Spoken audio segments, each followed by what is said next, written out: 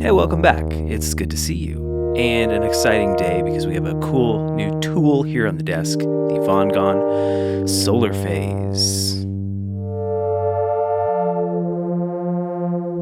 It's a stereo multiband saturation chorus. Its saturation goes from like gentle warmth, addition of harmonics, to like, badonkadonk, and everything in between. In its chorus, I'm going to attempt not to use the word lush in describing it, but yeah, it sounds like this. It sounds really good. As the replay is the most Juno-y thing I own, it seems like the perfect place to start. As we dive in, let's explore the pedal one effect at a time. We'll start with the chorus and then move into the saturation. Just talk about how it works and what it's doing. And then, as always, listen to it on a few different instruments from my studio. Before we get too far along, remember the best way to support this channel is to scroll down to the description and pick up a sample pack. I've got a few sample packs available over on Otaku Sound. I'm really proud of them. I think you'll like them. You know, if you're a producer, if you're a songwriter, and you find yourself always needing like a good starting place or just some really cool texture to fill out the background, that's kind of what these sample packs are made to do. So please go check them out. There's usually a discount code attached to the link down in the description. And now back to the show. So I've got a sequencer under the table that is just droning some chords away on the replay because I cannot play the keys and talk at the same time. Sorry. Let's explore the chorus side of the pedal. I'm just going to turn the saturator off for now. The way that the chorus works, of course, is it's going to detune the left and right channel in opposite directions. So if I go full wet on this, turn it all the way down, listen to the left and right channel of this audio as I slowly turn up the amount.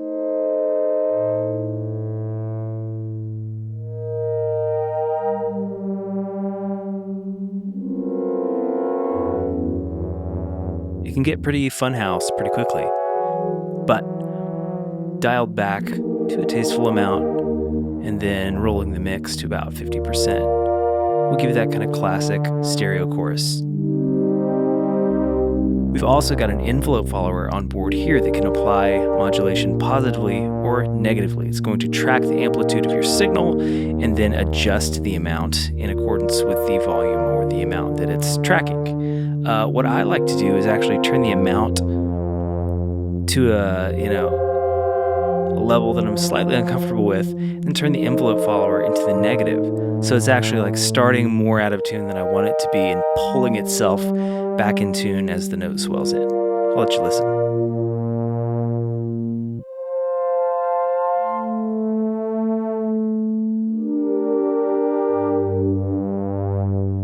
It's just a really beautiful chorus. So far, my favorite application for it has been taking mono sources and giving them just a really beautiful width. But it is a stereo pedal, and for me, this comes in handy not so much in like, adding stereo width to things that are already stereo, but honestly, it just provides lots of flexibility in where this pedal can go in a chain. A lot of times, you've got to situate a chorus or a modulation source toward the front of the chain because it's a mono in. Here we've got full stereo in and out, so you can put this thing wherever you want in your chain. Very, very handy. Under the hood, we can adjust the amount of time given to the delay line per each band. We do this by holding down the drive amount button until it blinks, then adjusting the amount knob. You'll hear it kind of glitch as it recalculates that delay time. But this is cool. You can actually give a longer or shorter delay time to each band. Here's something a little more quick and staccato.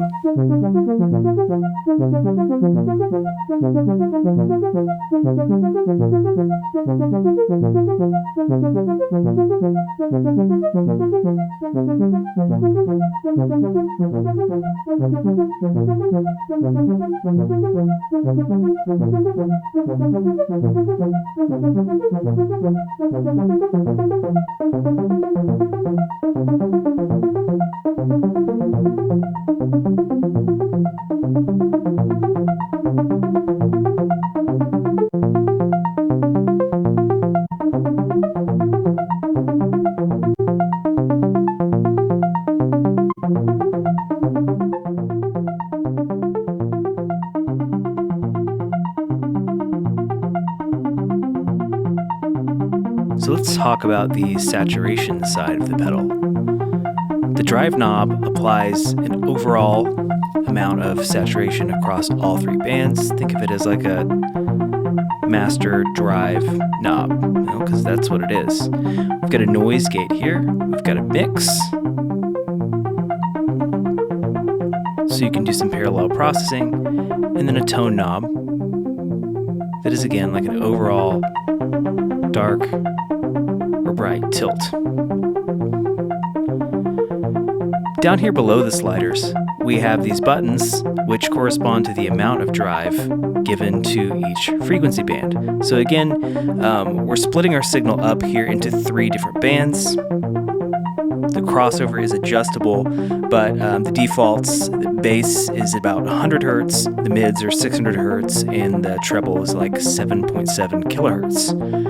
We can adjust those, and we'll go over how to do that here in a minute. But first, we can choose how much drive is applied to each band. So here we're applying a soft overdrive to the mids and highs and heavy to the bass. Now, above the drive buttons are these sliders, and this is just like a little mixer. So you can actually control how much of each band you hear regardless of how much drive is being applied to it. And this is really useful because, like, let's say we wanted to really overdrive the mids, but they were kind of overpowering everything else because they're so saturated. We can keep them really saturated, but roll down their volume. This is super cool.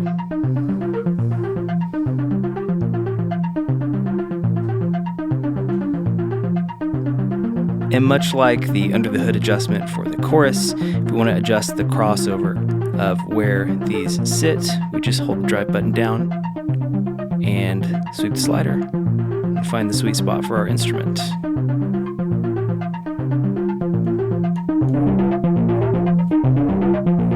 As I mentioned in the intro, things can get pretty gnarly. And it sounds great.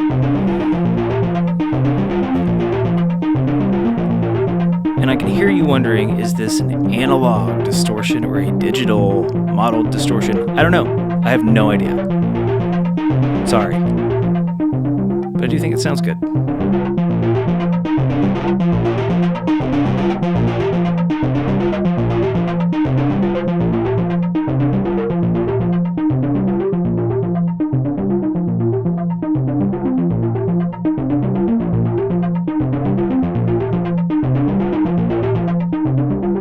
One really handy dandy feature here that's really cool is you can adjust the order of the effects by holding down the foot switch of the effect that you want to be first in the chain for 3 seconds. So by default, saturate is first, but if we want to switch that, we just hold this down until it blinks. And now we're doing chorus first and then saturation. You can hear how that changes things. Let's switch it back.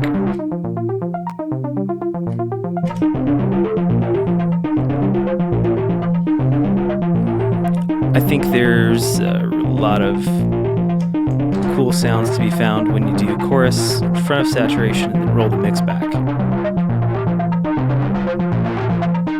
More drive, less mix. That's a cool sound. So as far as an overview goes, I think that'll do it.